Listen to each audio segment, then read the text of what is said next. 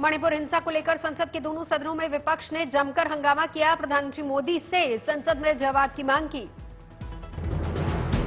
हंगामे के बाद लोकसभा की कार्रवाई 24 जुलाई तक के लिए स्थगित, राज्यसभा की कार्रवाई भी स्थगित। लोकसभा में बोले रक्षा मंत्री राजनाथ सिंह, सरकार खुद चाहती है सदन में हो मणिपुर पर चर्चा, लेकिन विपक्ष किसी भी सूरत में ऐसा होने नहीं देना चाहता।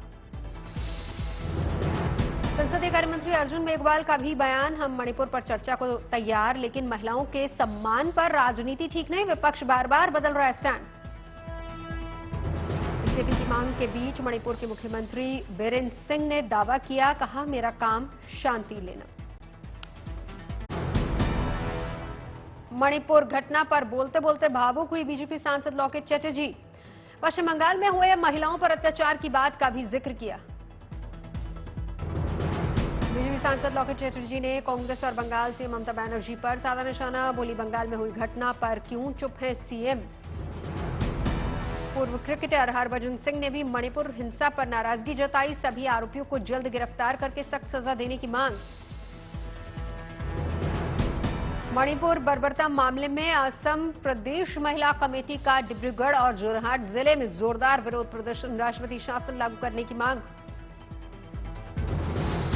दिल्ली में भी मणिपुर मामले को लेकर मणिपुर कुकी और एसएफआई आयसा का विरोध प्रदर्शन, भारी संख्या में लोग शामिल हुए।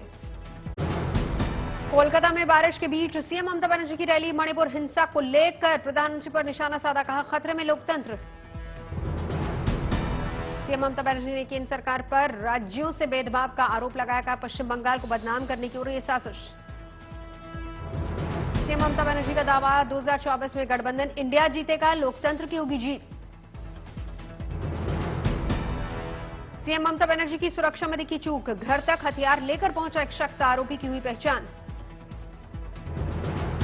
शेख नूर आलम के पास से कई एजेंसियों के पहचान पत्र बरामद, पुलिस की स्टिकर लगी गाड़ी में घूमता था, पुलिस ने हिरासत में लिया।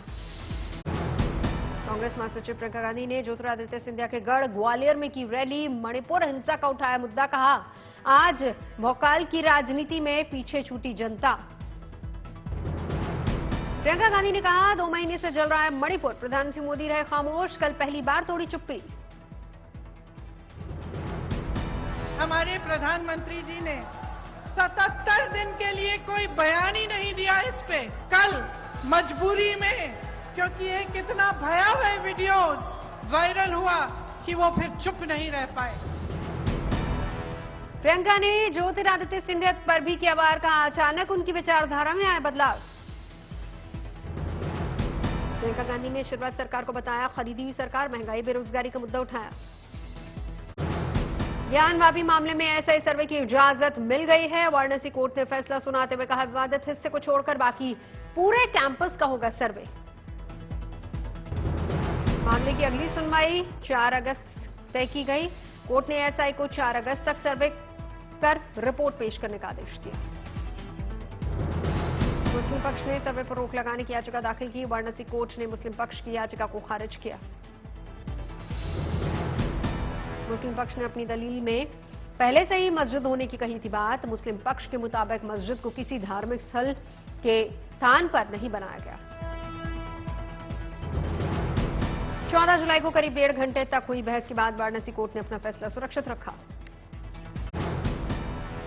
सचिन संग शादी का दावा करने और पाकिस्तान से बिना वीजा आने वाली पाकिस्तानी सीमा हैदर का खुलासा, कहा मेरा भाई पाकिस्तान में है, सिपाही कराची में है पोस्टिंग।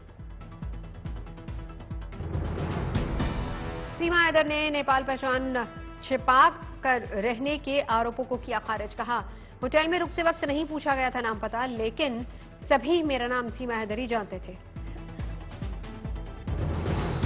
सीमा हैदर ने राष्ट्रपति से लगाई गुहार, भारत की नागरिकता की मांग की।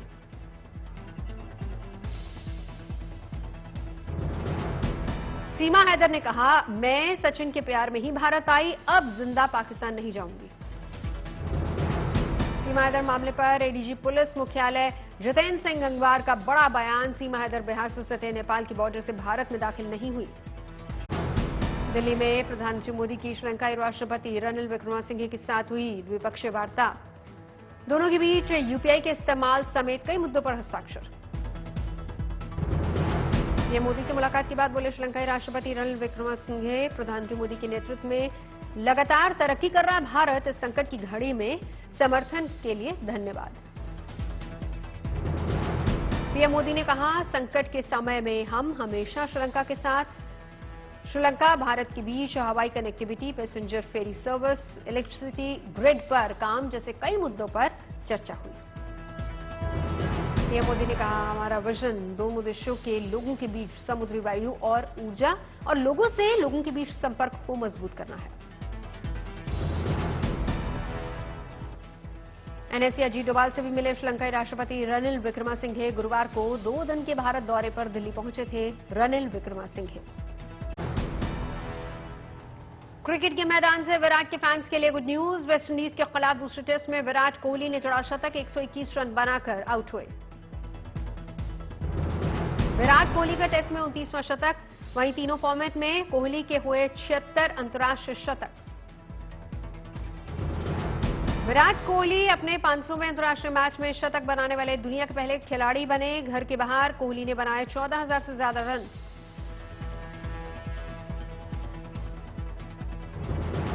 भारत के स्टार बल्लेबाज ने 1677 दिन बाद विदेशी धरती पर जड़ा शतक। टेस्ट शतकों के मामले में ऑस्ट्रेलिया के डॉन ब्रैडमैन की विराट ने की बराबरी। विराट के शतक की बदौलत मजबूत स्थिति में पहुंचा भारत। एक समय 184 रनों पर ही गिर गए थे टीम के 4 विकेट। वर्ल्ड कप से पहले टीम इंडिया के लिए आई खुशखबरी। 5 टोटल खिलाड़ियों की सेहत को लेकर बीसीसीआई ने अपडेट दिया। बीसीसीआई के मुताबिक भारत के स्टार गेंदबाज जसप्रीत बुमराह और प्रसिद्ध कृष्णा अपनी फिटनेस हासिल करने के बेहद करीब। बुमराह और प्रसिद्ध अपने रिहैब के अंतिम चरण में। विकेट कीपर बल्लेबाज ऋषभ पंत ने भी नेट्स पर बल्लेबाजी और विकेट कीपिंग शुरू कर दी है। पंत अपने फिटनेस शेड्यूल का पूरी लगन से पालन कर रहे हैं। केएल राहुल और श्रेयस अय्यर ने नेट्स पर बल्लेबाजी फिर से शुरू कर दी। दोनों स्ट्रेंथ और फिटनेस ड्रिल कर रहे हैं।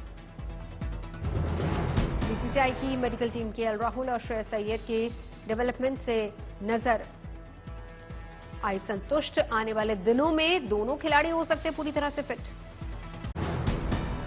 बस्ती में की गई भगवान राम, राजा दशरथ के गुरु वशिष्ठ के आश्रम की खोज।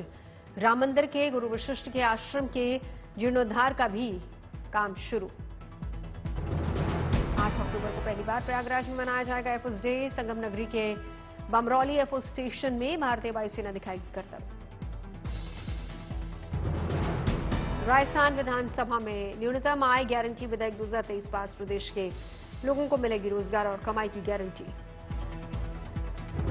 तिरुपति में आंध्र प्रदेश के मुख्यमंत्री वाईएस जगनमोहन रेड्डी ने किया जनसभा का आयोजन, लोगों की समस्याएं सुनी। लखनऊ में सीएम योगी ने पूर्व राज्यपाल की पुण्यतिथि पर की श्रद्धांजलि अर्पित। शून्य से शिखर की यात्रा जैसा रहा लालजी टंडन का जीवन। हमीरपुर जिले में गुम हुए मोबाइल फोन लौटाए गए, 501 लोगों के चेहरे खिले।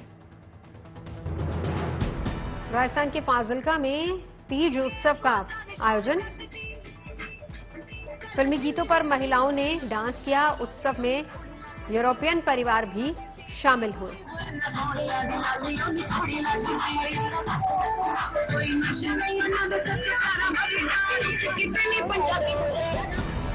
प्रयागराज जीआरपी हुई हाईटेक। अपराध पर लगाम लगाने के लिए जीआरपी को मिले 17 नई बाइक्स। मऊ रेल पुलिस ने ट्रेन में छूटे स्वीडन यात्रियों का कैमरा लौटाया। कैमरा पाकर विदेशी पर्यटकों के चेहरे खिले। झारखंड के गढ़वा में 74वां वन महोत्सव का आयोजन। मंत्री मिथिलेश ठाकुर समेत कई लोग शामिल हुए। 21 दिन में 3 लाख से ज्यादा लोगों ने किए बाबा बर्फानी के दर्शन। तीर्थ यात्रा में बना नया रिकॉर्ड। बागेश्वर के रोहित ने इंटरनेशनल वर्चुअल इनोवेशन प्रतियोगिता 2023 में जीता। भारत के लिए स्वर्ण पदक। महिला सुरक्षा डिवाइस है रोहित का इनोवेशन। उधमपुर में करगिल विजय दिवस पर शानदार आयोजन। सेना की महिला घुड़सवारों का किया गया जोरदार स्वागत। दिल्ली में केंद्रीय गृह मंत्री अमित शाह सीएससी सेवाओं की डिलीवरी पर राष्ट्रीय सेमिनार का शुभारंभ, लोगों को संबोधित किया। त्रिपुरा पहुंचे केंद्रीय वित्त मंत्री निर्मला सीतारमण। अगरतला में जीएसटी भवन में एक समारोह का करेंगे उद्घाटन। जोरदार बारिश से फिर पानी पानी हुई मुंबई, सड़कों पर बहते दरिया जैसे हालात। मुंबई के सायन इलाके में जबरदस्त जलजमाव, फ्लाईओवर के पास घुटने से ऊपर तक भरा पानी, यात्रियों की बढ़ी मुसीबत। नवी मुंबई की सड़कें बनी समंदर, जोखिम भरा सफर करने को मजबूर लोग, सड़कों पर दिखा जलजमाव।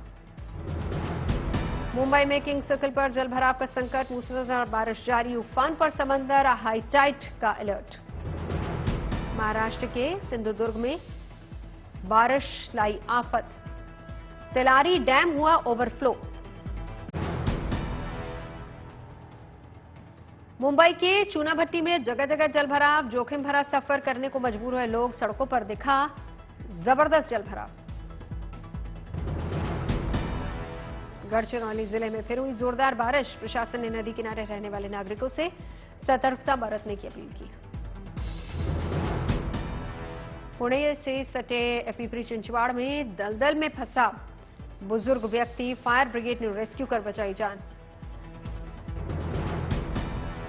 महाराष्ट्र के नांदेड़ में लगातार 2 दिन से हो रही बारिश, नदी नाले उफान पर, कई गांव का संपर्क टूटा, जनजीवन अस्त व्यस्त। मुंबई में भारी बारिश बंद होने से लोगों को मिली राहत, अंधेरी सबवे आवाजाही के लिए खोला गया। गुजरात में 22 जुलाई को भारी बारिश की संभावना, आईएमडी ने अलर्ट जारी किया। हिमाचल के चंबा में रावी नदी के उफान में फंसे 2 लोग, रेस्क्यू किया गया।